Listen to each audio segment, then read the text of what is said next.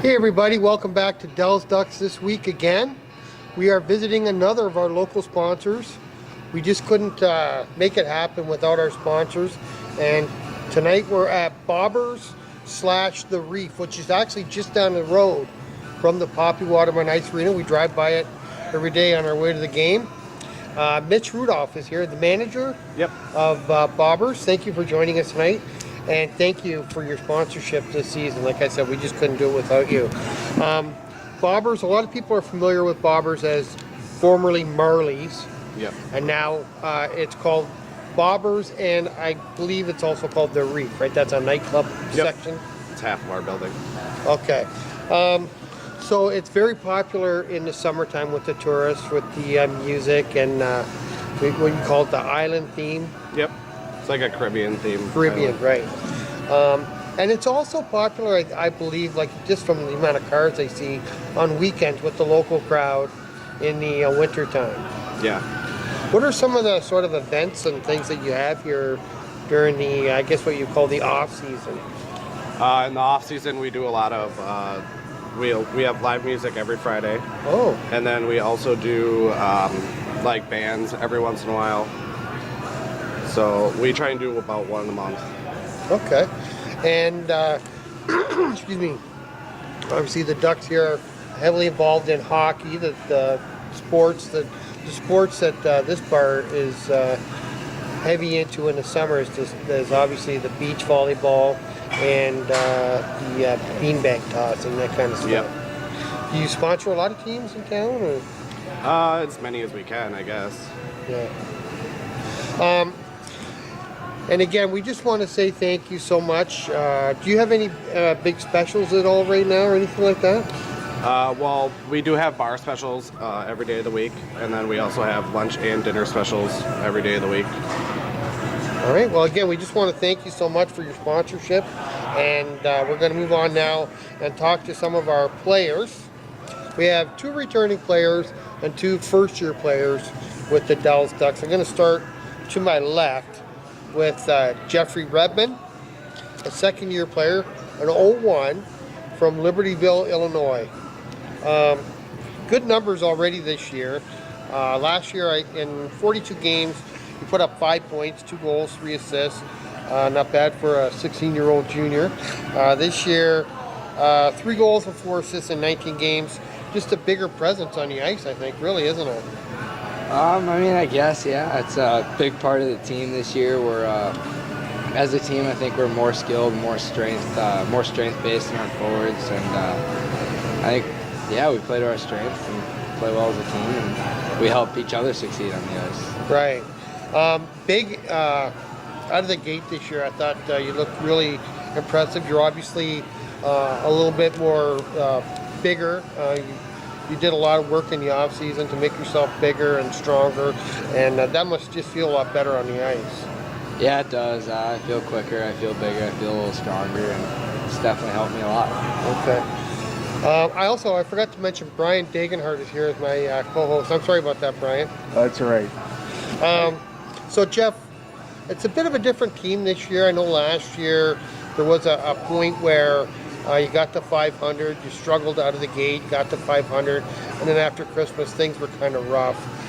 Right now the team is 2 games over 500. It's the best position you've been in 2 seasons, and you just have to be feeling pretty good about the way things are going. Yeah, I mean, we sort of figured it out.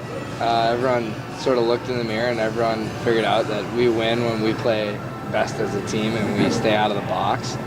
And I think we've done that really well over the past 4 games. I mean, we swept the Havoc and we swept the Cougars, and we're on a roll.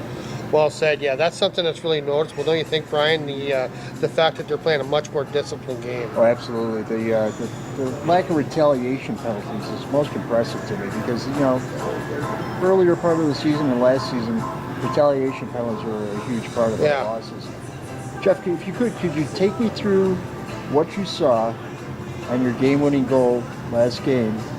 Poke check, neutral zone, and you turn on the afterburners and you just kept going, boy. You were on fire. Tell me about it.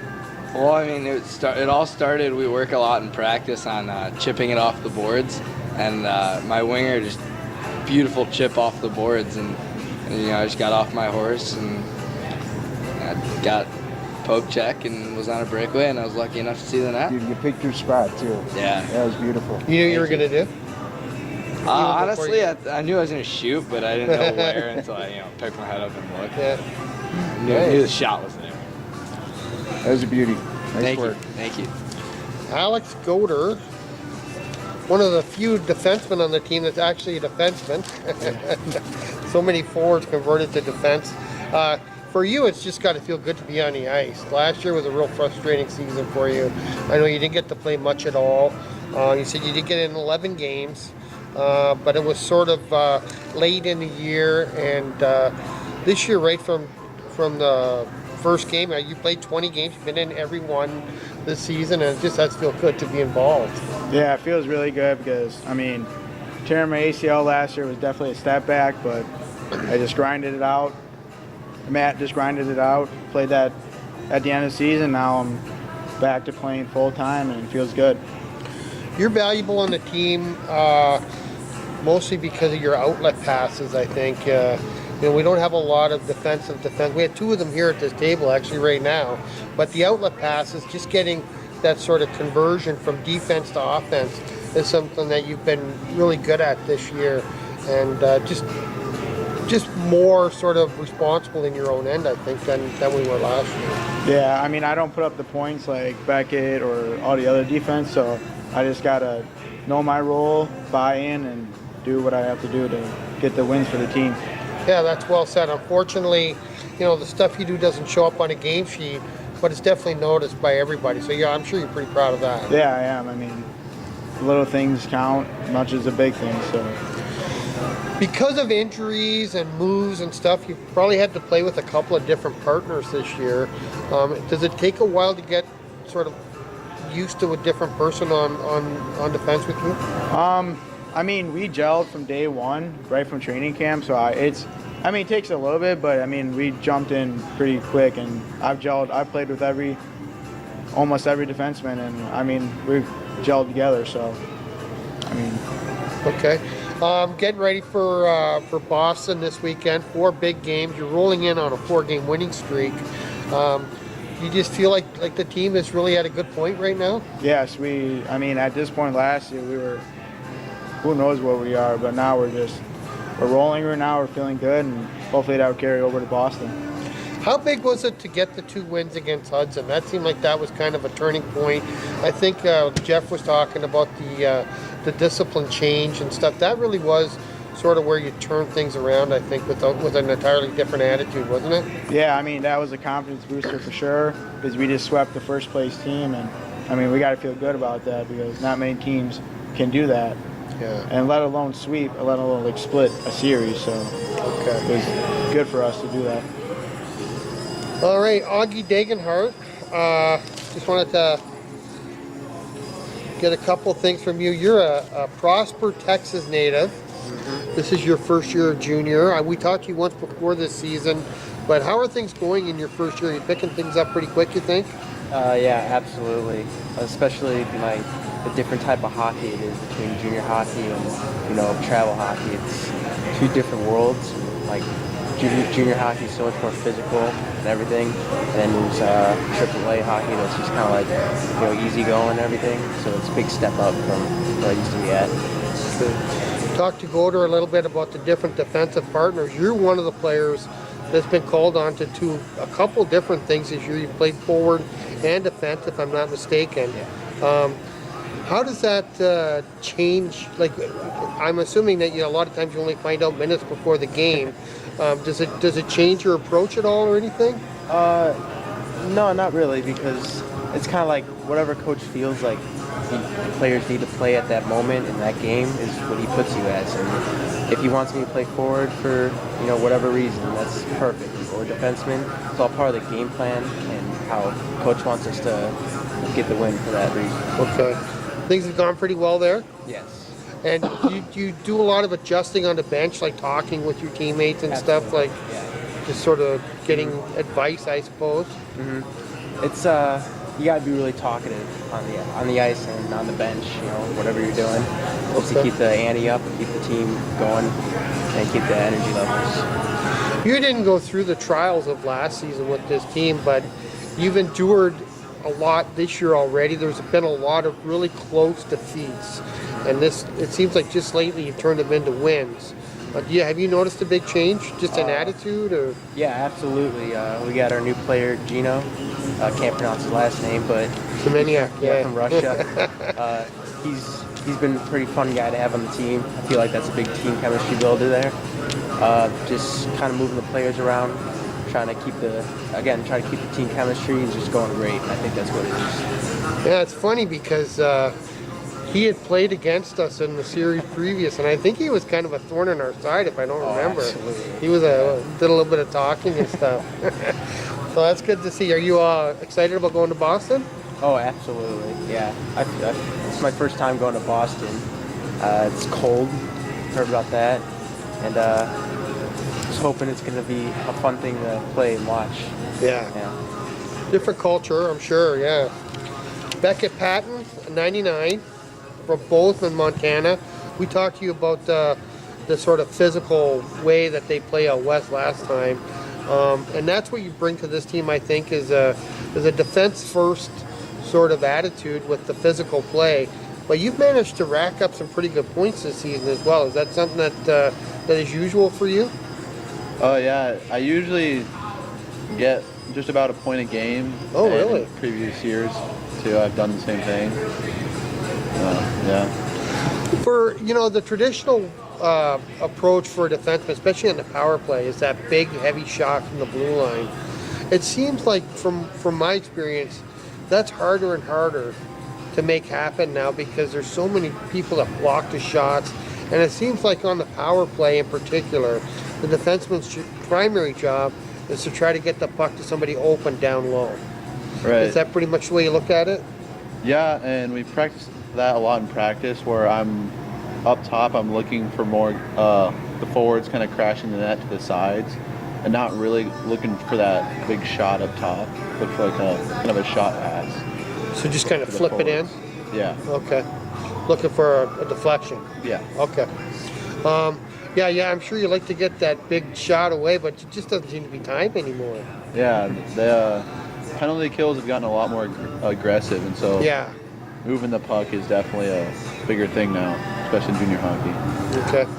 Now because you play physical, you mix it up a little bit with some of the guys. Have you had to change your game at all in the last couple of weeks? Like obviously the team is playing a little bit different. It's more like turning away after the whistle and stuff, but it hasn't really changed your game at all, has it? No, I still play physical, I think, like I was before, but definitely when the whistle blows, you kind of have to put on the brakes and not do anything stupid. Yeah. I think that's kind of the Ducks' identity, don't you, Brian? That they play a physical game, and I know for a fact Coach Worlton is never going to give you a hard time about the minor penalties that are going to come from playing that way.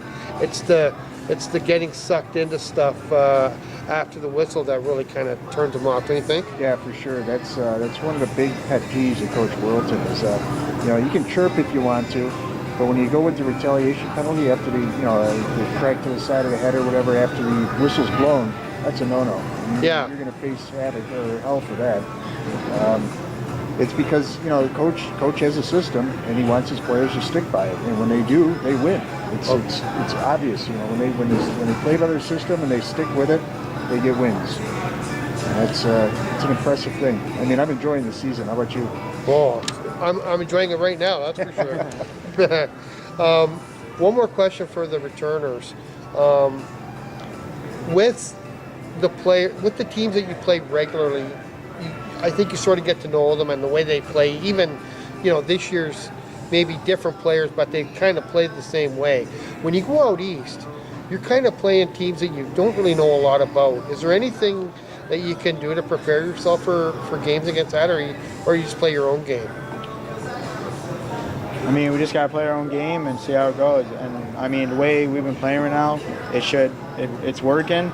So I have no problem I have complete confidence. When we go out East Coast, we got to stick to our game and play our game. Jeff? Yeah, I mean, he said it well. Brian talks about it, as long as we all buy into the system and we all play the way we're playing, stay disciplined, I think we'll do it. I mean, Gino's like you said, a heck of an asset to have. I mean, he's what we needed, a scoring forward. And he's done wonders for our team, so I have 100% confidence we go into the East Coast and we come out big. Okay. Becca, you've been through a couple seasons of junior out west, and I'm sure you've played in numerous showcase type events. They do get you out of your comfort zone a bit. As a junior player, you get used to playing 7 o'clock at night, going through your routine and everything. Does it change things or affect you at all when, say, maybe you have to play at 9:30 in the morning or play twice in a day, which you probably haven't done in a while? Does it change things at all? The only thing it changes is really the time, but you still show up like the 2.5 hours early before each game, and you do what you do before every game. Okay. The only thing though is playing the two games in a day.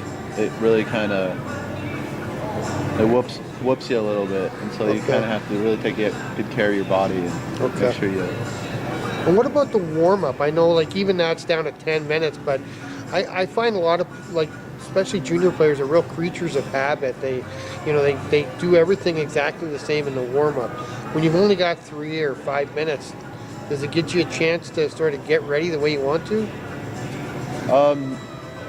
I don't think so. I think we all get used to those 10 minutes, and it's always kind of a frustrating warm up when it's all kind of switched around on you, and you can only do so much. Good news is it's the same for both teams, I guess. Yeah. All right, guys. Well, I just want to thank you all. Thank you, Mitch, for spending some time with us. Good luck this weekend. 4 games in 4 days. This could be a real big point of the season. You're going in hot. Hopefully you stay that way. And it'll probably be a couple weeks before you see us again. These guys are all going to be heading their separate ways after this weekend, and then back at the end of the month. So I hope you all have a great Thanksgiving. Good luck in Boston, and we'll talk to you down the road. Happy Thanksgiving, boys. Thank you. Happy Thanksgiving to you too.